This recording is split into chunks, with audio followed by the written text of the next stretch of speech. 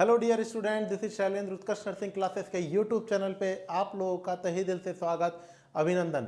संजीवनी series के आज के एपिसोड में अपना टॉपिक है ARDS, acute respiratory distress syndrome. बिल्कुल इसका मतलब आज हम फिर से अगेन लेकर के आए हैं थ्योरी सेशन, बिकॉज स्टूडेंट बोलते हैं हमको थ्योरी पे कमांड करवाइए, तो यहाँ पर हम थ्योरी पे भी आपके लिए बराबर में टॉपिक्स को लेकर के आ रहे हैं। सबसे पहली बात, शुभ दीपावली, हैप्पी दीपावली आप लोगों के लिए। बहुत बढ़िया तरीके से दीपावली को मनाएं, सुरक्षित रहें, हंसी खुशी रहें। और नेक्स्ट दीपावली पे आप लोग अपने घर पे आएँ तो केंद्र सरकार के अधीनस्थ बन करके आएँ, केंद्र सरकार के एम्प्लॉय बन करके आएँ। समझ रहे हैं? तो आज अपना टॉपिक अपन शुरू करते हैं। ARDS फुल फॉर्म सबको पता होनी चाहिए, फटाफट से कमेंट सेक्शन में डाल देंगे। ARDS की फुल फॉर्म क्या होती है? ARDS means acute respiratory distress syndrome. Acute respiratory distress syndrome. Acute respiratory distress syndrome. मैंने जब भी स्टूडेंटों से इनिशियली बात करी, स्टूडेंटों से जब अपने क्लास के अंदर, ऑफलाइन के अंदर या फिर ऑनलाइन के अंदर, तो एक चीज जरूर देखी मैंने कि जब वो लोग से पूछा जाता है कि इसके साइन सिम्टम्स क्या होंगे, तो उनका एक ही जवाब होता है, रेस्पिरेटरी सिस्टम के अंदर सर सारे के सारे साइन सिम्टम सेम से रहते हैं। सबके अंदर क्या होगा? हाइपोक्सिया होगा, सबके अंदर क्या होगा? हाइपोक्सेमिया होगा, हाइपरकैपनिया होगा, रेस्पिरेटरी एसिडोसिस, एल्कालोसिस कंडीशन होगी, पीएच फ्लक्चुएट होगी, ऑक्सीजन एडमिट करना है। इसी प्रकार से अपन ने बीएससी के अंदर काम चलाया है, लेकिन अपन को यहाँ पर काम नहीं चलाना है, कंटेंटों को समझना है ढंग से। समझ रहे हैं? तो ARDS अगर आपसे कोई पूछे तो ये नहीं बोलना है ARDS मतलब एक्यूट रेस्पिरेटरी डिस्ट्रेस सिंड्रोम। पूछ रहा है वो कि ये क्या होता है, तो याद रखना है एक्यूट रेस्पिरेटरी डिस्ट्रेस सिंड्रोम के अंदर एल्वियोलाई, बिल्कुल सिंपल तरीके से समझना है, कोई रटनी नहीं है कोई भी चीज आपको। तो जो एल्वियोलाई होती है वो क्या होती है? आपके सामने डिफ्लेट होने लग जाती है, मतलब पिचकने लग जाती है, और इसके अंदर फ्लूइड इकट्ठा हो जाता है, मतलब abnormal accumulation of fluid within the alveoli that causes the deflate alveoli and decreases the aeration condition और decrease the air exchange condition are called ARDS। बिल्कुल भी रटने की जरूरत नहीं है, चीजों को, कंसेप्टों को समझना है, क्योंकि आज की क्लास में हम करेंगे पोस्टमार्टम ARDS का। ठीक है, तो तैयार हो जाएंगे। यहाँ पे सबसे पहली अगर अपन यहाँ पर सिस्टमेटिक वे से पढ़ने की बात बोले तो यहाँ पर आप लोगों को डेफिनेशन लिखना है, और डेफिनेशन के अंदर आएगा abnormal accumulation of fluid in interstitial space of lungs and alveoli that causes alveoli become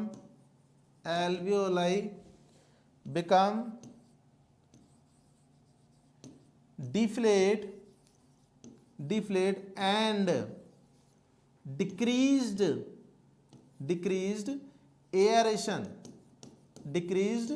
aeration. किसके कारण से डिक्रीज हो रहा है?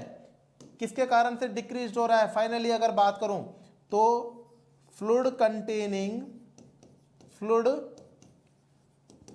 कंटेनिंग डिफ्लेट एल्वियोलाई के कारण से। यहां पर किसी भी चीज को रटना नहीं है, बिल्कुल आराम से चीज को समझना है, और समझेंगे तभी जाकर के इसके टेक्निकल जो माइन्यूट क्वेश्चंस बनते हैं वहां पर आप लोगों की पकड़ हो पाएगी। तो आज के इतने से सेशन के बाद में भी आप लोग समझ चुके होंगे कि ARDS, कोई पूछे ARDS क्या होता है, ARDS में क्या होता है, तो आपको ये जवाब नहीं देना है कि ARDS के अंदर एक्यूट रेस्पिरेटरी डिस्ट्रेस सिंड्रोम होता है। ये तो क्या हो गई, इसकी फुल फॉर्म हो गई। अब आपको बोलना है बिल्कुल जितना आप जानते हैं अच्छे तरीके से बोलेंगे। आपसे अगर कोई पूछे अस्थमा क्या होता है, तो डेफिनेटली बोलें कि स्मूथ मसल्स में कॉन्ट्रैक्शन होता है, ब्रोंकोस्पाज्म होता है। अगर कोई बोले कि COPD के अंदर क्रोनिक ब्रोंकाइटिस में क्या होता है, तो आप बोलेंगे हाइपर सीक्रेशन ऑफ म्यूकस के कारण से एयरवे ऑब्स्ट्रक्ट होता है। अगर आपसे बोले को एम्फाइज्मा क्या होता है, तो आप लोग बोलेंगे एल्वियोलाई का एबनॉर्मली डायलेटेड होने के संग में, और संग में क्या होता है, एयरवे कंस्ट्रिक्ट होता है। यहाँ पर पूछे ARDS क्या होता है तो आप बोलेंगे एल्वियोलाई फ्लूइड कंटेनिंग हो जाती है, डिफ्लेट हो जाती है, जिसके कारण से एयरेशन प्रभावित होता है। एयरेशन का मतलब गैसियस एक्सचेंज प्रभावित होता है, इस कंडीशन को ARDS बोलते हैं। किताबों की रटी रटाई चीजों को छोड़े, अब रटने का जमाना गया, अब समझने का जमाना है। तो यहाँ पर आप लोग को कंटेंटों को बिल्कुल दिल और दिमाग दोनों में एक साथ जमाना है, समझ रहे हैं। तो ये हो गई आपके पास में डेफिनेशन। अब आगे की तरफ चलते हुए अपन यहाँ पर देखेंगे पैथोफिजियोलॉजी को। किसको देखेंगे? पैथोफिजियोलॉजी को। तो पैथोफिजियोलॉजी जब समझ में आएगी जब आपको क्या पता होना चाहिए? नॉर्मल फिजियोलॉजी पता होनी चाहिए। तो अभी के कंटेंट पे अपन बात कर रहे हैं नॉर्मल फिजियोलॉजी की। किसकी? नॉर्मल फिजियोलॉजी की बात कर रहे हैं, समझ रहे हैं। तो ये है हिसाब, अगर मैं बात करूं तो ये है आपके पास में लंग्स का स्ट्रक्चर, समझ रहे हैं बात को। और यहां पर इस प्रकार से ये आ रहा है ऊपर से अपर रेस्पिरेटरी ट्रैक्ट में लैरिंग्स, फेरिंग्स, और उसके बाद में ट्रैकिया, ट्रैकिया के कैरिना पॉइंट के ऊपर इस प्रकार से बाइफरकेट हो रहा है और लेफ्ट लंग्स और राइट लंग्स में जा रहा है। और यहाँ पर फाइनली बात करें, यहाँ पर अगर अपन फाइनली बात करें तो इस प्रकार से टर्मिनल ब्रोंकियल्स बन रहा है और ये एल्वियोलर सैक है, समझ रहे हैं। ये एल्वियोलर सैक है और यहाँ पर गैसियस एक्सचेंज होता है by the pulmonary artery and pulmonary veins के द्वारा, समझ रहे हैं, जो कि हार्ट से आ रही है। ये कहाँ से आ रही है? राइट एट्रियम, राइट वेंट्रिकल से पल्मोनरी आर्टरी आ रही है। यहाँ पर CO2 इसको देगी, O2 इससे लेगी और उसका पल्मोनरी वेन से कहाँ चल जाएगी? लेफ्ट एट्रियम में चल जाएगी। ये गैसियस एक्सचेंज आपको अच्छी तरीके से पता है। इसी चीज़ को मैं अब समझाऊं तो यहाँ पर आपको इस प्रकार से इस चीज़ को डिनोट करना है। ये आपके पास में क्या हुआ? ये हुआ टर्मिनल एयरवेज, समझ रहे हैं। और यहाँ पर सॉरी, ये हो गया आपके पास में टर्मिनल एयरवेज, समझ रहे हैं। और यहाँ पर ये मैं बना रहा हूँ क्लासिकल स्ट्रक्चर, इसे बोलते हैं एल्वियोलर सैक। क्या बोलते हैं अपन इसे? Alveolar sac. देखिए क्लासेस को दिल से समझना है, नोट्सों को मेंटेन करना है, समझ रहे हैं बात को। तो यहाँ पर ये नहीं सोचना थ्योरी अगर समझ में आ गई तो फिर क्वेश्चन कहीं पर भी नहीं रुकने वाले हैं। मैं यहाँ पर करूँगा हर टॉपिक का पोस्टमार्टम, कोई सा भी टॉपिक हो पोस्टमार्टम करेंगे अपन यहाँ पर। तो यहाँ पर कंटेंट को समझने वाली बात है, कंटेंट को क्लियर करना जरूरी होता है। तो ये हो गया आपके पास में क्या? Alveolar sac. क्या हो गया है ये हो गया है एल्वियोलर सैक या फिर एल्वियोलाई। क्या हो गया है? सिंगल बात करें तो ये हो गई है एल्वियोलाई, समझ रहे हैं। अब थ्योरेटिकली आगे की तरफ बढ़ते हैं। तो थ्योरेटिकली आगे की तरफ देखें तो ये क्या हो गया आपके पास में? पल्मोनरी आर्टरी आ गई, ये आ गई आपके पास में pulmonary veins. Am I clear और नॉट? बात को समझना है। ये हो गई पल्मोनरी आर्टरी, ये हो गई पल्मोनरी वेन्स। ये क्या हो गया? ये हो गया लिम्फेटिक सिस्टम। ये क्या होगा? लिम्फेटिक डक्ट या फिर लिम्फेटिक सिस्टम। समझ में आ रही है? अब अगर बोले सर ये सब कुछ समझ में आ रहा है तो ये क्या है? ये हो गया interstitial space of lungs, interstitial space of lungs, समझ रहे हैं बात को। मैं सब चीज़ों को डिनोट कर रहा हूँ। ये आपके पास में है पल्मोनरी आर्टरी, ये आपके पास में क्या है? Pulmonary veins. कहाँ से आ रही है? ये राइट वेंट्रिकल से आ रही है। कहाँ जा रही है? ये जा रही है लेफ्ट एट्रियम की तरफ। ये क्या देगी? यहाँ पर इसको CO2 देगी, यहाँ से क्या लेगी? O2 लेगी। एम आई क्लियर और नॉट? तो यहाँ पर आपको कंटेंट को समझना है। अब ये ब्लड वेसल्स हैं तो अच्छी तरीके से पता है आपको कि ब्लड वेसल्स हैं तो यहाँ पर क्या होगा? ब्लड वेसल्स को एक स्पेशल सेल लाइनिंग करती है। उन लाइनिंग्स की सेल्स को क्या बोलते हैं? Endothelial cells. क्या बोलते हैं अपन लोग इसे? Endothelial cells. तो ये जो पिंक कलर की लाइनिंग बना रहा हूँ ये एंडोथीलियल सेल्स है जो ब्लड वेसल्स को लाइनिंग करती है, लाइन करती है, आश्रित करती है, समझ रहे हैं। अब यहाँ पर नॉर्मली क्या होगा? देखो कंटेंट को समझने की कोशिश करते हैं। नॉर्मली क्या होता है? नॉर्मली यहाँ पर दो प्रकार के प्रेशर काम करते हैं। सबसे पहला प्रेशर यहाँ पर हो गया, यहाँ पर सब दो प्रकार के प्रेशर काम करेंगे। सबसे पहला प्रेशर की बात करें तो यहाँ पर हाइड्रोस्टैटिक प्रेशर और ऑस्मोटिक प्रेशर यहाँ पर, और यहाँ पर भी अपन बात करेंगे दो प्रकार के प्रेशर की। तो ये रहा आपके पास में दो प्रकार के प्रेशर, यहाँ पर भी हो गए। ये हो गया हाइड्रोस्टैटिक प्रेशर और ऑस्मोटिक प्रेशर। अब ये हो गया आर्टरी और वेन्स। तो यहाँ पर हो गया आर्टरी, आर्टेरियोल्स और कैपिलरी। कैपिलरी चेंज होगा वेन्यूल्स में और वेन्स चेंज होगी, वेन्यूल्स चेंज होगा वेन में। तो at the end of capillary all of you are knows well it is a basic component, समझ रहे हैं। आपको अच्छी तरीके से बताया कि eight the end of capillary क्या होगा? हाइड्रोस्टैटिक प्रेशर क्या होगा? मच ग्रेटर, मैं मान लीजिए अनुमान के लिए यहाँ पर 35 mm ऑफ Hg होगा, ऑस्मोटिक प्रेशर कितना होगा 25 mm ऑफ Hg होगा, तो ज्यादा कौन सा हुआ, हाइड्रोस्टैटिक प्रेशर ज्यादा हुआ। अब आपको पता है कि हाइड्रोस्टैटिक प्रेशर को किस फोर्स से तुलना करते हैं, पुश, पुश मतलब धक्का देना, पुश मतलब धक्का देना। तो यहां पर जो ओपनिंग है वो खुल जाएंगी, कैसे, at the end of capillary, artery किसमें इंटरकनेक्ट हो रही है, कैपिलरी में, तो at the end of capillary, capillary पे हाइड्रोस्टैटिक प्रेशर 35 mm ऑफ Hg मतलब ज्यादा है बजाय के ऑस्मोटिक प्रेशर से। ऑस्मोटिक प्रेशर मतलब पुलिंग फोर्स, तो हाइड्रोस्टैटिक प्रेशर ज्यादा हुआ ऑस्मोटिक प्रेशर के बजाय, तो हाइड्रोस्टैटिक प्रेशर मतलब पुशिंग फोर्स, पुश मतलब धक्का देगा और ये फ्लूइड यहां से लीक होगा। ये फ्लूइड क्या होगा दोस्तों, ये फ्लूइड क्या होगा, यहां से लीक होगा, समझ रहे हैं, और इस फ्लूइड के थ्रू यहां पर ये लीक होगा और यहां पर क्या होगा, यहां पर आपके सामने लीक होगा। अब आगे की तरफ बात करें, ये आपके पास में आ गया फ्लूइड, क्लियर है बात। अब गैसेस एक्सचेंज अपने आप हो जाएगा यहाँ पर डिफ्यूजन प्रेशर के थ्रू।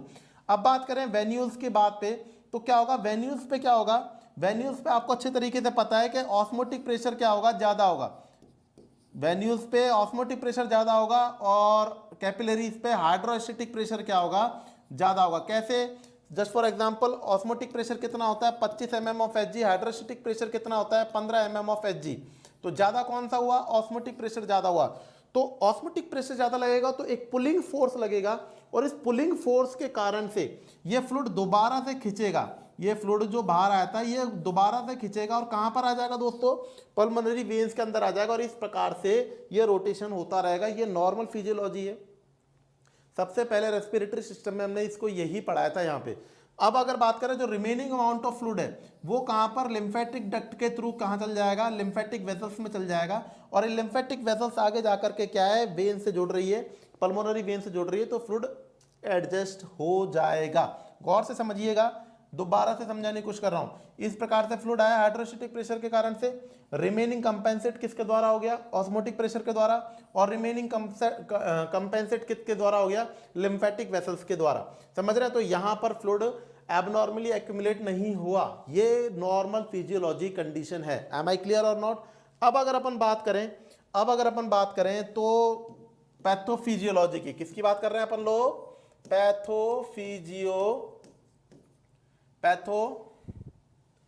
अब हम बात कर रहे हैं पैथोफिजियोलॉजी की। तो पैथोफिजियोलॉजी के अंदर आपको कंटेंट को समझना है, तो यहां पर सबसे बेसिक कंपोनेंट समझिए, सबसे बेसिक कंपोनेंट कि यहां पर नॉर्मल फिजियोलॉजी में क्या होगा, डिस्टरबेंस होगा। कैसे, मैं समझाने की कोशिश करता हूं पूरी। ये है आपके पास में एक सिंगल टर्मिनल ब्रोंकियोल्स की एल्वियोलाई और यहां पर ये मैंने एल्वियोलाई को पूरी तरीके से क्या कर दिया है, ड्रॉ कर दिया है, समझ रहे हैं। ये एल्वियोलाई जो होती है ये दो प्रकार की न्यूमोसाइट सेल्स के द्वारा बनी हुई होती है। ये आपके पास में दो प्रकार की न्यूमोसाइट सेल्स हैं, ये देखिएगा, ये टाइप 1 न्यूमोसाइट सेल्स हैं, ये टाइप 2 सेकेंड न्यूमोसाइट सेल्स हैं। तो जो नॉर्मल है वो टाइप 1 है, जो एबनॉर्मली ऊपर हो रही है ये क्या है, टाइप 2 है। तो टाइप 1 और टाइप 2 दो प्रकार की न्यूमोसाइट सेल्स किसको कवरिंग कर रही है, एल्वियोलाई को। आपको याद रखना है कि ये सिंपल स्क्वैमस एपिथेलियम सेल्स के द्वारा बनी होती हैं, समझ रहे हैं बात को। ये क्वेश्चन कई बार एग्जाम में भी आता है, तो मैं इसको डिक्टेट भी कर देता हूं बच्चों। ये क्या हुआ, type 2 pneumocyte cells, pneumocyte cell, और ये क्या है, type 1 pneumocyte cell, type 1 pneumocyte cell. Type 2 क्या करती है, सर्फेक्टेंट रिलीज करती है, क्या करती है, सर्फेक्टेंट रिलीज करती है, जो क्या करेगा, जो करेगा एल्वियोलाई को क्या करेगा दोस्तों, डायलेट, क्या करेगा, डायलेट बोले तो इन्फ्लेट, समझ रहे हैं, फुला करके रखेगा। टाइप फर्स्ट क्या करेगा, type first make a continuous barrier, क्या करेगा, एक कंटिन्यूअस बैरियर बनाएगा, बना रहा है नहीं बना रहा, ये आपके सामने देखिएगा कंटिन्यूअसली क्या कर रहा है, बैरियर बना रहा है, समझ रहे हैं बात को। और इस कंटिन्यूअसली बैरियर के संग में ये गैसियस एक्सचेंज के लिए भी प्रमोट करेगा, समझ रहे हैं। तो ये आपके सामने बेसिक कंपोनेंट कंडीशन हो गई। अब यहां पर इस पेशेंट को ये क्या आ रही है, ये आ रही है pulmonary artery, pulmonary veins, clear. और ये क्या है, ये है आपके पास में lymphatic system. Am I clear और नॉट। अब यहां पर कंटेंट समझना है, तो सबसे पहली बात समझे कि जब किसी पेशेंट को सेप्टिसीमिया हुआ है, क्या माना, इटियोलॉजिकल कॉज या रिस्क फैक्टर की बात करें, पैथोफिजियोलॉजी डिस्कस कर रहे हैं तो इटियोलॉजिकल कॉज या रिस्क फैक्टर की बात करें तो पेशेंट को सेप्टिसीमिया हुआ, मानिए क्या हुआ, सेप्टिसीमिया हुआ। ये सेप्टिसीमिया हुआ है, तो सेप्टिसीमिया कंडीशन में क्या होगा, सर्टेन इंटरल्यूकिन्स रिलीज होंगे, मान लीजिए IL-1, IL-6 और TNF अल्फा। एग्जाम में IL की फुल फॉर्म भी आई है, IL मतलब इंटरल्यूकिन्स, TNF मतलब ट्यूमर नेक्रोसिस फैक्टर अल्फा, ये साइटोकाइंस होते हैं। जब ये रिलीज होते हैं तो इस कंडीशन में क्या होगा, सेप्टिसीमिया में अगर ये रिलीज होंगे तो क्या होगा, make a wide gap in endothelial cell. क्या बात करते हो, समझ रहे हैं बात को, एंडोथीलियल सेल्स में क्या करेगा, वाइड गैप को बढ़ा देगा। दूसरे नंबर पे क्या करेगा, दे इंक्रीजेस द कैपिलरी परमेबिलिटी, और इंक्रीजेस द कैपिलरी परमेबिलिटी का मतलब आपको पता होना चाहिए, नो डाउट, इसका मतलब है हाइड्रोस्टैटिक प्रेशर को क्या कर रहा है, बढ़ा रहा है। और इन दोनों के इक्वल इफेक्ट के कारण से क्या होगा, more amount of fluid leak into the कहां पर लीक होगा, leak into the interstitial space. समझ रहे हैं कैसे, डायग्रामेटिकली समझें, क्योंकि डायग्राम आपके दिल और दिमाग दोनों पे असर करेगा एक साथ।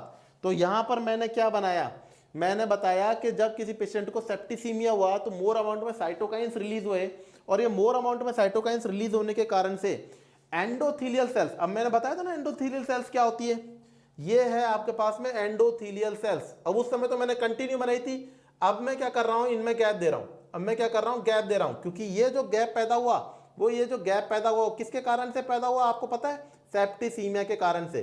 समझ रहे हैं, इससे पहले जो मैंने बनाया था आपके सामने, इससे पहले जो मैंने बनाई थी वो कंटिन्यूअसली एंडोथीलियल सेल्स बनाई थी, लेकिन अब क्या बना रहा हूं, अब गैप दे रहा हूं। क्यों दे रहा हूं, क्योंकि ये गैप किसके कारण से पैदा हुआ, ये जो गैप अवेलेबल है, ये गैप किसके कारण से पैदा हुआ, इंटरल्यूकिन्स के कारण से। तो मैंने लिख भी रखा है, make a wide gap in the endothelial cells, और इस एंडोथीलियल सेल्स के अंदर जो गैप पैदा होने के कारण से, अब देखिएगा ये क्या तेजी से ज्यादा अमाउंट में फ्लूइड लीक होगा, कहां पर, इंटरस्टिशियल स्पेस में। कहां है interstitial space of the lungs, ये रहा, ये है आपके पास में इंटरस्टिशियल स्पेस ऑफ लंग्स।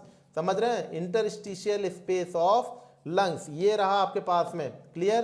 तो मोर अमाउंट में फ्लूइड लीक होगा, मोर अमाउंट में क्या होगा, फ्लूइड लीक होगा, और ये लीक हो रहा है आपके सामने। तो ये देखिएगा मोर अमाउंट में हो रहा है, संग में हाइड्रोस्टैटिक प्रेशर भी बढ़ जाएगा। समझ रहे, क्योंकि कैपिलरी परमेबिलिटी इंक्रीज होगी। एक जगह और आप पढ़ते हैं इंक्रीज कैपिलरी परमेबिलिटी, याद रखेंगे हमेशा के जो अपन किसी पेशेंट को हॉट एप्लीकेशन देते हैं तो वहां पर सिस्टर नैन्सी अपनी फर्स्ट ईयर की बुक है उसके अंदर क्लियर कट दे रखा है कि हॉट एप्लीकेशन देने का कॉम्प्लिकेशन होता है एडिमा, और सेकंड बात करें या फिर दूसरा वर्ड होता है हॉट एप्लीकेशन देने के कारण से इंक्रीजेस कैपिलरी परमेबिलिटी बढ़ती है, मतलब फ्लूइड ज्यादा अमाउंट में लीक होता है और उसके कारण से क्या होता है, एडिमा। तो यहां पर भी क्या होगा, अमाउंट ऑफ फ्लूइड क्या होगा, ज्यादा लीक होना शुरू होगा। अमाउंट ऑफ ज्यादा फ्लूइड लीक होगा तो यहां पर फ्लूइड इकट्ठा हो जाएगा। एम आई क्लियर और नॉट, यहां पर आप बात को समझ रहे हैं। तो यहां पर क्या इकट्ठा होने वाला है, यहां पर फ्लूइड इकट्ठा होने वाला है, यहां पर फ्लूइड इकट्ठा होने वाला है। अब क्या होगा दोस्तों, ये ज्यादा कंपेंसेशन होने लग जाएगा, बॉडी कंपेंसेट करेगी कैसे, पल्मोनरी वेन्स में क्या होगा, ऑस्मोटिक प्रेशर बढ़ाएगा और ज्यादा तरफ खींचना शुरू होगा, बॉडी कंपेंसेट करेगी। इसी प्रकार से फ्लूइड कहां पर कंपेंसेट होगा, इसी प्रकार से फ्लूइड क्या लिम्फेटिक चैनल के द्वारा क्या होगा, कंपेंसेट होगा, और यहां पर तब भी कंपेंसेट कंडीशन हो जाएगी। तो यहां पर आगे पैथोफिजियोलॉजी को कंटिन्यू करते हुए, यहां पर पैथोफिजियोलॉजी को कंटिन्यू करते हुए अपन क्या लिखेंगे कि फ्लूइड क्या होगा, फ्लूइड कंपेंसेट हो जाएगा, किसके द्वारा कंपेंसेट हो जाएगा दोस्तों, fluid compensate by the osmotic pressure and the lymphatic channel. समझ रहे हैं बात को। लेकिन अगर अपन आगे की तरफ बात करें, कि more severity and recurrence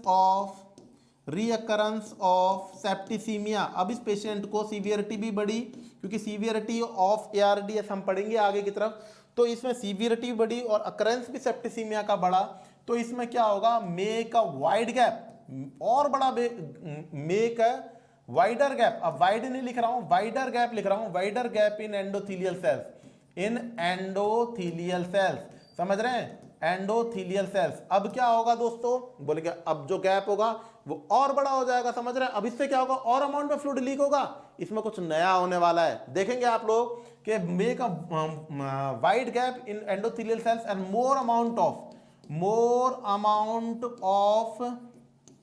fluid leak into the interstitial space. देखो कंटेंट को समझेंगे, यही कंटेंट आपके सिनेरियो बेस्ड होते हैं, समझ रहे हैं बात को, तो कंटेंटों को समझना आप लोग के लिए जरूरी है। तो मोर अमाउंट में फ्लूइड लीक होगा कहां पर, इंटरस्टिशियल स्पेस में। अब इस बार क्या होने वाला है नया, मैं बताता हूं आपको डायग्रामेटिकली। अब आपके सामने कुछ नया क्या होगा कि ये है आपके सामने, क्या ये है आपके पास में एल्वियोलाई, ये आपके पास में एल्वियोलाई है, ठीक है। और यहां तक आप लोगों ने क्लियर समझ चुके हैं कि ये क्या है आपके पास में, पल्मोनरी आर्टरी, पल्मोनरी वेन्स, और ये क्या है आपके पास में, ये है आपके पास में लिम्फेटिक चैनल, क्लियर बात। और यहां पर ये क्या है, ये है आपके पास में एंडोथीलियल सेल्स। अब बोल रहा है मोर अमाउंट में और वाइड गैप होगा, लो साहब और वाइड गैप कर दिया, समझ रहे हैं, ये लो साहब और वाइड गैप कर दिया, ये लो साहब और वाइड गैप कर दिया। क्या बात करते हैं, अब क्या होगा, हाँ बिल्कुल मोर अमाउंट में फ्लूइड तो लीक होगा ही होगा, लेकिन यहां पर ऑस्मोटिक प्रेशर को मेंटेन करने वाली क्लासिकल चुंबक, इसको अपन बोलते हैं चुंबक, इसे क्या बोलते हैं, इसे बोलते हैं प्लाज्मा प्रोटीन। दोस्तों क्या बोलते हैं, प्लाज्मा प्रोटीन। यही क्या करती है, चुंबक का काम करती है। चुंबक क्या करती है, लोहे को अपनी तरफ खींच लेती है। इसी प्रकार से प्लाज्मा प्रोटीन कहां पर प्रेजेंट होती है, प्लाज्मा मतलब ब्लड में प्रेजेंट होती है, और ये क्या करती है, फ्लूइड को खींचती है। ये क्या करती है, फ्लूइड को खींचती है। मैंने अभी बताया था आप लोगों को कि इस प्रकार से नॉर्मली क्या हो रहा है, यहां पर क्या प्रेजेंट है, ये प्लाज्मा प्रोटीन्स अवेलेबल है। इस वजह से वेन्यूज में ऑस्मोटिक प्रेशर ज्यादा होता है और सारा का सारा फ्लूइड खिंचा चला आता है। किसके कारण से, ये सब प्लाज्मा प्रोटीन्स के कारण से हो रहा है। बट यहां पर क्या हुआ, यहां पर क्या हुआ कि इस अमाउंट में प्लाज्मा प्रोटीन्स ज्यादा मात्रा में यहां पर अवेलेबल, तो मोर अमाउंट में फ्लूइड खींचेगा। अब मोर अमाउंट में फ्लूइड खींचे, यहां पर वाइड गैप अवेलेबल हो चुका है। अब वाइड गैप अवेलेबल होगा तो ये देखो साहब, ये क्या हुआ, मोर अमाउंट में फ्लूइड लीक हो रहा है, बिल्कुल हो रहा है, हो रहा है, हो रहा है, हो रहा है। संग में एक और चीज हो रही है, और वो क्या हो रही है, प्लाज्मा प्रोटीन्स आल्सो लीक। अब ये खतरनाक चीज हो चुकी है दोस्तों, ये तो चुंबक ही कहां पर आ चुकी है, with in the interstitial space. इसे क्या बोलते हैं, कई बार बताया मैंने आज की क्लास में, ये है इंटरस्टिशियल स्पेस। इसका मतलब ये तो चुंबक ही कहां आ गई, ये तो आ गई इंटरस्टिशियल स्पेस में। तो इसका मतलब अब पानी नुमा जो आपने कील बोली थी, लोहे की चीजें बोली थी, वो कहां आ जाएगी, अपने आप फ्लूइड खिंचा चला आएगा। फ्लूइड अब यहां पर खिंचेगा, ना कि यहां पर जाने वाला फ्लूइड का सिस्टम बंद हो जाएगा। सारा फ्लूइड कहां इकट्ठा होगा, यहां पर होगा, क्लियर। अब जो यहां से जा रहा था वो भी बंद हो जाएगा दोस्तों, लिम्फेटिक चैनल भी कंपेंसेट करना बंद कर देगा। क्योंकि जो चुंबक है, जो प्लाज्मा प्रोटीन्स है, वो कहां पर आ जाएंगी, वो आ जाएंगी इंटरस्टिशियल स्पेस में। और इसी कंडीशन में यहां पर भयंकर तरीके से क्या हो जाएगा, फ्लूइड इकट्ठा हो जाएगा, डेंजरस तरीके से, या आप जूस भी बोले कि खतरनाक तरीके से फ्लूइड इकट्ठा हो जाएगा। तो पहली लाइन बनी अपनी डेफिनेशन की, पहली लाइन बनी अपनी डेफिनेशन की, कौन सी लाइन बनी, abnormal accumulation of fluid in interstitial spaces. समझ रहे हैं बात को, इसे क्या बोलेंगे अपन लोग, इसे बोलेंगे प्लाज्मा प्रोटीन। क्या बोलेंगे, प्लाज्मा प्रोटीन। और ये क्या है, ये है आपके पास में फ्लूइड, क्या है, फ्लूइड, और वो भी एबनॉर्मल है। क्या है, एबनॉर्मल। तो पहली लाइन आपके सामने क्लियर हुई कि नहीं हुई, यहां पर बात करें। और फटाफट से जिन बच्चों ने लाइक नहीं किया है, लाइक करें और क्लासेस को मैक्सिमम शेयर करें, क्योंकि हम हर त्योहार, हर दिन, रविवार, सुबह शाम, दिन रात हम आप लोग के लिए मेहनत करते हैं, तो इसका अपडेट भी मिलना चाहिए अपन को, समझ रहे हैं। तो यहां पर आप लोगों से जो बोल रहे हैं कि यहां पर क्या होगा, प्लाज्मा प्रोटीन्स लीक हो जाएगी कहां पर, इंटरस्टिशियल स्पेस में। पैथोफिजियोलॉजी को कंटिन्यू करते हुए यहां पर देखो इस सीक्वेंस में चल रहे हैं अपन लोग। तो make a wide gap in interstitial, more amount of fluid leak into the plasma protein. अब मैं नीचे की तरफ ला रहा हूं पॉइंट पे, यहां पर क्या होगा, and plasma proteins also leak into the, plasma proteins also leak into the interstitial space, leak into the interstitial space. और अब क्या होगा, एबनॉर्मल कलेक्शन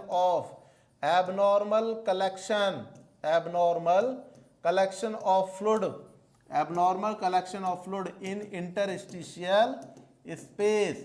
कहां पर, इंटरस्टिशियल स्पेस में क्या होगा, फ्लूइड इकट्ठा होना शुरू हो जाएगा। अब ये फ्लूइड कहां पर, कहीं पर भी नहीं जाएगा, कहां पर इकट्ठा है, ये इकट्ठा है आपके पास में। गौर से देखिएगा, ये फ्लूइड कहां पर इकट्ठा है, ये फ्लूइड आपके सामने इकट्ठा है, ये इंटरस्टिशियल स्पेस में। अब ये फ्लूइड कहां नहीं जा सकता, यहां नहीं जा सकता, यहां नहीं जा सकता, तो अब ये कहां जाएगा, ये यहां पर एल्वियोलाई के अंदर जाना की कोशिश करेगा। इसका मतलब सबसे पहले क्या करेगा, the break the continuity of type 1 cell pneumocyte, मतलब न्यूमोसाइट की टाइप फर्स्ट सेल की कंटिन्यूटी को ब्रेक कर देगी। और ब्रेक करने के कारण से क्या होगा, ब्रेक करने के कारण से abnormal collection of fluid in the interstitial space, they break the continuity of type 1 cell and enter into the alveoli। कहां पर एंटर कर जाएगा, एल्वियोलाई के अंदर एंटर कर जाएगा। अब इस कंडीशन को क्या बोलेंगे आप, फ्लूइड कंटेनिंग एल्वियोलाई। तो सेकंड आपके पास में टर्म क्लियर हुई, फ्लूइड कंटेनिंग एल्वियोलाई। क्लियर।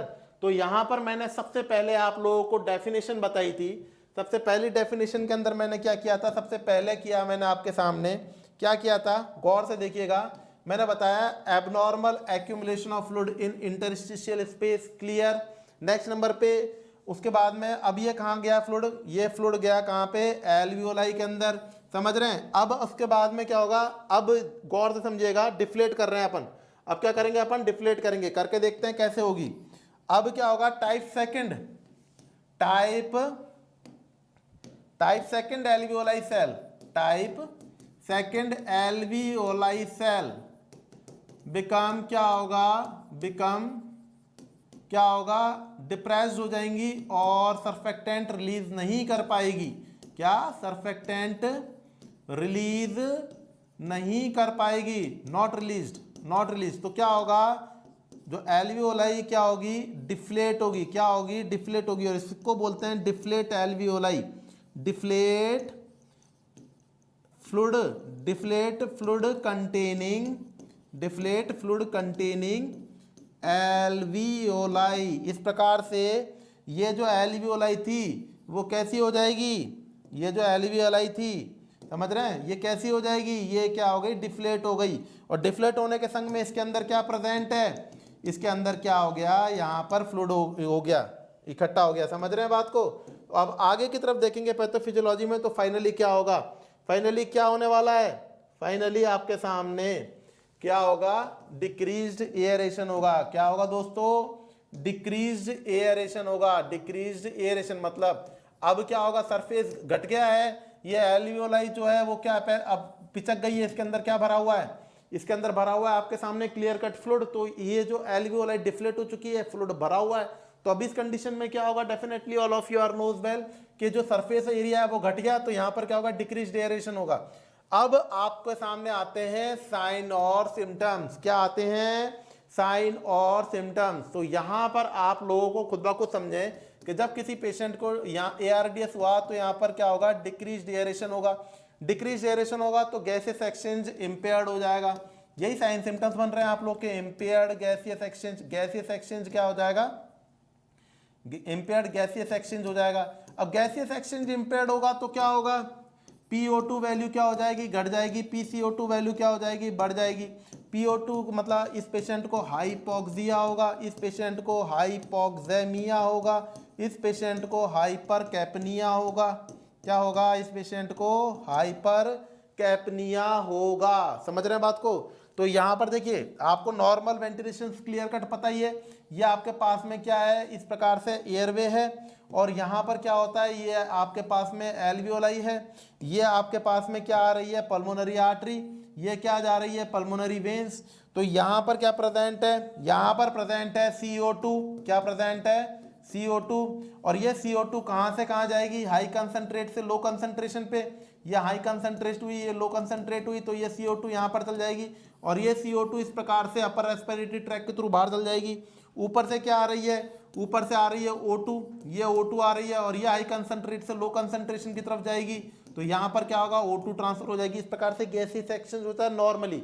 अब ये एल्वियोलाई क्या है, ये एल्वियोलाई अगर मान लीजिए कि डिफ्लेट हो गई, और इस एल्वियोलाई डिफ्लेट होने के कारण से इसके अंदर क्या भरा पड़ा है, इसके अंदर भरा पड़ा है फ्लूइड, तो डिफ्लेट कंडीशन में गैसीय सेक्शन नहीं हो पाएगा, तो ये सारे साइन सिम्टम्स आपको देखने को मिलेंगे या नहीं मिलेंगे, क्लियर है बात। अब इस पेशेंट को हाइपोक्सिया होगा, क्या होगा हाइपोक्सिया होगा, तो आप लोग ट्राई करेंगे क्या, आप लोग इस पेशेंट को क्या करेंगे, एडमिनिस्टर करेंगे ऑक्सीजन, क्या करेंगे, एडमिनिस्टर करेंगे ऑक्सीजन।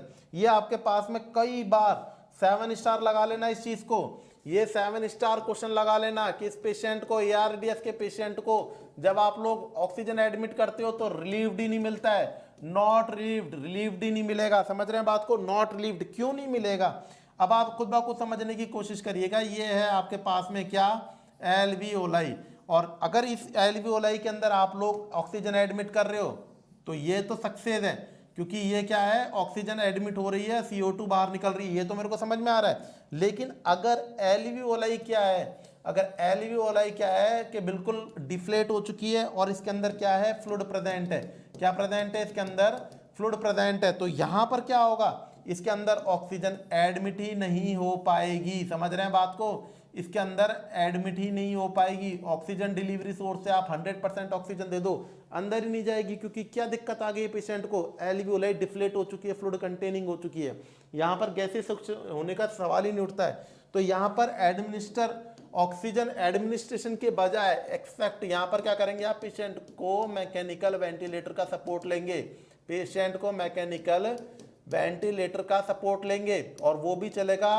पीप के ऊपर, positive and expiratory pressure, positive and expiratory pressure. इसका मतलब पेशेंट को क्या है, एक ऐसा प्रेशर मेंटेन करेंगे जिसके कारण से एल्वियोलाई क्या रहे, एल्वियोलाई फुली हुई रहे, एल्वियोलाई क्या रहे, फूली हुई रहे, समझ रहे हैं बात को। तो यहाँ पर आपके सामने एल्वियोलाई को फुलाने के लिए अपन एक्स्ट्रा एग्जाम्पल के तौर पे +5 cm H2O का प्रेशर को मेंटेन करके पीप देंगे, और इस पीप के कारण से क्या होगा, ये एल्वियोलाई के अंदर, ये एल्वियोलाई के अंदर इस प्रकार से 5 cm ऑफ H2O का प्रेशर ऑलवेज मेंटेन रहेगा, 5 cm ऑफ H2O का प्रेशर ऑलवेज मेंटेन रहेगा, जो एल्वियोलाई को फुला के रखेगा, समझ रहे हैं। तो यहाँ पर पीप की जरूरत पड़ेगी, ना कि हाई कंसंट्रेट ऑक्सीजन की, समझ रहे हैं, क्योंकि आप कितनी भी ऑक्सीजन एडमिट कर लेना, तो यहाँ पर ये चीज़ कंफर्म नहीं है कि ऑक्सीजन अंदर जाएगी नहीं, क्योंकि वहाँ पर क्या है,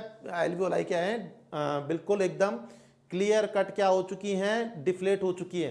अब आगे फर्दर कंडीशन में क्या होने वाला है मेरे दोस्तों, आगे की तरफ फर्दर कंडीशन में यहाँ पर आ जाएंगे कई प्रकार के खतरनाक और साइटोकाइंस, ये ग्रीन ग्रीन कलर के साइटोकाइंस बना रहा हूं मेरे दोस्तों। ये साइटोकाइंस क्या हैं, ये आपके पास में IL है, IL-6 है, मैक्रोफेजेज हैं, न्यूट्रोफिल्स हैं, ये मैक्रोफेज एंड न्यूट्रोफिल्स भी कहाँ जाएंगे, ये कहाँ जाएंगे, they are also revolved in the, कहाँ पर, एल्वियोलाई। और ये न्यूट्रोफिल्स क्या कर रहे हैं, ये न्यूट्रोफिल्स क्या करेंगे इन कंडीशन ऑफ फ्यूचर, फ्यूचर के अंदर क्या होता है, फाइब्रोटिक टिश्यू, स्क्लेरोटिक टिश्यू का डिपोजिशन करते हैं, और इस कंडीशन में फाइब्रोटिक टिश्यू का डिपोजिशन होने पे ये जो एल्वियोलाई होती है, यहाँ पर क्या है, फाइब्रोस स्क्लेरोटिक टिश्यू का डिपोजिशन होता है। आप एक फ्री हो, आज क्या मैंने एक डायग्राम नहीं लगाया इसके अंदर, आप जैसी क्लास फ्री करें तो आप सीवियरिटी ऑफ ARDS के अंदर फाइब्रोटिक स्टेज को देखना, जो एल्वियोलाई की जो सतह होती है वहाँ पर फाइब्रोस स्क्लेरोटिक टिश्यू का डिपोजिशन हो जाता है, मतलब पूरी तरीके से लंग्स डिस्ट्रॉय हो जाते हैं, समझ रहे हैं। तो यहाँ पर आप लोगों के पास में ये जो स्टेजेस क्लियर होती है, सबसे पहले होती है आपके पास में एक्सीडेटिव फेज, दूसरी होती है प्लोरीफिलेटिव फेज, और तीसरे नंबर पे होती है फाइब्रोटिक फेज। कौन कौन सी फेजेस होती हैं, अगर आपसे स्टेजेस ऑफ ARDS की बात करें, कौन कौन सी स्टेजेस ऑफ ARDS की बात करें, तो यहाँ पर कौन कौन सी फेजेस हो गई, एक हो गई एक्सीडेटिव, दूसरे नंबर पे प्रोलिफरेटिव, और तीसरे नंबर पे फाइब्रोटिक फेज, समझ रहे हैं बात को। ये जो पढ़ा ये तीनों का सारांश है। एक्सीडेटिव फेज के अंदर साइन सिम्टम्स रिलीव होंगे, एक्सेसिव अमाउंट में प्रेशर बढ़ेगा, फ्लूइड लीक होना शुरू होगा, वाइड गैप होगा, एंडोथीलियल सेल्स के अंदर कंटिन्यूसली फ्लूइड लीक होता जाएगा। इसको बॉडी कंपेंसेट भी करने की कोशिश करेगी, कंपेंसेशन में प्रोलिफरेटिव आएगी, साइन सिम्टम्स को रिलीव करने की कोशिश करेगी। फाइनली क्या होगा, फ्लूइड शिफ्टेड हो जाएगा, इकट्ठा हो जाएगा और कंटेनिंग करेगा एल्वियोलाई के अंदर, और इसके संग में मैक्रोफेजेस और neutrophils are also enter into the alveoli and they make a fibrotic and the sclerotic changes within the alveolar sac lining, type 1 type 2 pneumocyte cells को। तो यहाँ पर क्या हो जाएगा, स्टेजेस ऑफ ARDS कंप्लीट होगा। फर्स्ट एक्सुडेटिव, दूसरे number पे प्रोलिफरेटिव, तीसरे नंबर पे फाइब्रोटिक चेंजेस। समझ रहे हैं बात को। अब यहाँ पर एक कंडीशन पे एक और चीज आती है, और वो है आपके पास में दो चीजें बनती हैं यहाँ पे बच्चों। यहाँ पर एक बनती है स्टेजेस ऑफ ARDS और एक बनती है सीवियरिटी ऑफ ARDS। समझ रहे हैं, ये दो क्वेश्चंस और एग्जाम में आते हैं। स्टेजेस ऑफ ARDS क्या होता है, सीवियरिटी ऑफ ARDS क्या होता है। तो ये तो मैंने बता दिया स्टेजेस में कौन कौन सी हो गई, एक्सुडेटिव हो गई, दूसरे नंबर पे कौन सी हो गई, प्रोलिफरेटिव हो गई, तीसरे नंबर पे क्या हो गई, फाइब्रोटिक हो गई। थ्योरी क्लियर होनी चाहिए according to pathophysiology with the diagram, क्योंकि ये जो चीजें हैं ये पोस्टमार्टम कर रही है और चीजों को क्लियर कर रही है आपके दिल और दिमाग पर। समझ रहे हैं बात को। अगर बात करें सीवियरिटी ऑफ ARDS की, तो ये होती है mild, moderate and the severe. Mild, moderate and the severe. Severe क्या होता है, लेस देन 100। सीवियर क्या होता है, लेस देन 100। मॉडरेट क्या होता है, बिटवीन द 100 टू 200। बिटवीन क्या होता है, 100 टू 200। और 200 अबव क्या होता है, माइल्ड होता है। नॉर्मल क्या होता है, 450 होता है। कैसे, ये सब समझने के लिए सूत्र याद कर लो, PO2 अपॉन FiO2। ये पेशेंट का सीवियरिटी ऑफ ARDS निकालने का सूत्र है। समझ रहे हैं बात को। तो यहां पर आपको PO2 अपॉन FiO2 के अंदर पेशेंट की पार्शियल ऑक्सीजन प्रेशर कितना है, उसके अंदर अपन फ्रिक्शन ऑफ इंस्पायर्ड ऑक्सीजन का प्रेशर भाग देंगे, तो आपका मतलब सीवियरिटी ऑफ ARDS निकल करके आएगी। अब है आप लोगों के लिए जरूरी सूचना। देखिए, आप लोगों का सपना है केंद्र सरकार के अधीनस्थ नौकरी करने का, और मेरी आप लोगों से ये दुआ है आप लोगों के लिए कि नेक्स्ट दीपावली, नेक्स्ट त्योहार पे जब आप लोग अपने घर पे जाएं, तो आप कमरों से, जयपुर से या फिर कहीं से भी, जोधपुर से, कहीं से भी आप लोग कोचिंग क्लासेस से छुट्टी करके नहीं जाएं। अगली बार जब आप लोग त्योहार मनाने जाएं, होली चाहे तो दीपावली जाएं, तो आप उस टाइम पे केंद्र सरकार से छुट्टी लेकर के अपने घर पे जाएं। समझ रहे हैं बात को। तो इसके लिए उत्कर्ष परिवार भी आपके साथ में दीपावली के लिए एक महाधमाका पेश कर रहा है इस टॉपिक पे। यहां पर दीपावली महाधमाका, डेट है 10 से 15 नवंबर 2023। 10 से 15 नवंबर 2023। कई बार स्टूडेंट ने बोलते हैं कि सर हमारे पास वो समय रुपए नहीं थे और ये ऑफर निकल गया। तो मेरी तरफ से टैगलाइन रहेगी, अब फिर मत बोलना कि चूक गए। याद रखिएगा, उत्कर्ष नर्सिंग परिवार की तरफ से नर्सिंग के सभी कोर्सेस के ऊपर अप टू 90% तक का आपको ऑफ मिल रहा है। संग में फ्री टेस्ट सीरीज मिल रही है। अपने आप को एवेल्यूशन, नर्सिंग प्रोसेस की फेस पता है, एवेल्यूशन, अपने आप को एवेल्युएट करो। जितनी भी तैयारी करी है उसको एवेल्युएट करने के लिए टेस्ट सीरीज मिल रही है। और संग में सबसे बड़ी बात, 6 मंथ की एक्स्ट्रा वैलिडिटी मिल रही है। 6 मंथ की एक्स्ट्रा वैलिडिटी मिल रही है। पहले हमारे पास में ये सोचते थे यार इस टाइम पे क्या होगा, ये कोर्स खत्म हो जाएगा। नहीं, अब इस बार क्या मिल रहा है आपको, 6 मंथ की एक्स्ट्रा वैलिडिटी मिल रही है। तो उत्कर्ष परिवार लाया आप लोगों के लिए दीपावली महाधमाका ऑफर। समझ रहे हैं। तो यहां पर आप लोगों के लिए हर कोर्सेज के ऊपर 90% का ऑफ मिल रहा है, टेस्ट सीरीज मिल रही है, 6 मंथ की एक्स्ट्रा वैलिडिटी मिल रही है। अब यहां पर बात करें कोर्सेज की, तो नॉर्सेट का कोर्स मिल रहा है ऑफर प्राइस 5500 रुपीज के अंदर, जो ओरिजिनल प्राइस 23,000 के अंदर अवेलेबल है। नेक्स्ट नंबर पे बात करें तो यूपीपीएससी स्टाफ नर्स का कोर्स मिल रहा है। यूपीपीएससी स्टाफ नर्स का कोर्स, ओरिजिनल कोर्स की प्राइस है 7000 रुपीज, ऑफर प्राइस है 1500 रुपए। केजीएमयू का बैच आपको मिल रहा है ऑफर प्राइस के अंदर 1500 रुपीज के अंदर। जीएनएम का बैच मिल रहा है आपको 1000 रुपीज के अंदर, जिसकी ओरिजिनल प्राइस 8000 रुपीज है। तो यहां पर आपको डेट को भूल मत जाना, 10, 11, 12, 13, 14, 15। समझ रहे हैं। तो कितने दिन निकल गए हैं, खुद ब खुद एवेल्यूशन कर लीजिए। और कितने दिन बच रहे हैं याद रखिएगा, तो अपने आप को केंद्र सरकार का अधीनस्थ जो नौकरी लगने का जो आपने सुनहरा सपना सोचा है, इसके लिए आज ही उत्कर्ष की ऐप को डाउनलोड करें और फटाफट से ये जो ऑफर है इसको यूज में लें। Not set MCQ batch available है ओनली ऑन 1000 रुपीज के अंदर। एमपीसीएचओ रिकॉर्डेड बैच, अब एमपीसीएचओ की बारी है। जो रिकॉर्डेड बैच अवेलेबल है 2000 रुपए 2000 रुपीज के अंदर। तो यहां पर ऑफर केवल 10 से 15 नवंबर 2023 तक ही रहेगा, फिर मत कहना कि चूक गए। तो इसी प्रकार से मैं अपनी क्लास से विदा चाहता हूं, कल दोबारा मुलाकात करूंगा सेम टाइम पर। जय हिंद, जय भारत, और सबसे बड़ी बात हैप्पी दीपावली, शुभ दीपावली।